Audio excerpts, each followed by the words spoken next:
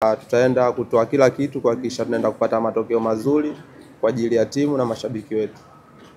Maswali matatu kwa mchezaji. Kuelekea kesho, ukiangalia tumetoka katika mchezo wa mashindano ya kimataifa. Kwao ni mchezo wetu wa 3 ni kweli. Lakini kama timu tunajua tumeshacheza mechi mbili za ligi na tumepata matokeo mchezo mmoja tulidraw.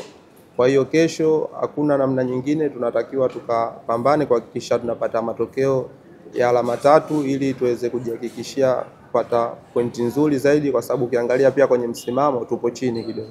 Kwa lazima tuhakikishe tunakaa sehemu nzuri. Kwa niaba ya wachezaji wenzangu kuelekea kesho, tunawaomba kwanza mashabiki kama walivyojitokeza katika mchezo uliopita, kesho pia wajitokeze kwa sababu tupo nyumbani. Tunategemea sana support yao kwa sababu tunaamini sisi bila wao hatuwezi kukamilika. Kwa hiyo kama wao tunawaomba waje kwa wingi kuhakikisha wanatupa support, na sisi kama wachezaji tutaenda kutimiza lile jukumu letu kuhakikisha tunaenda kuipambania nembo ya Young Africa.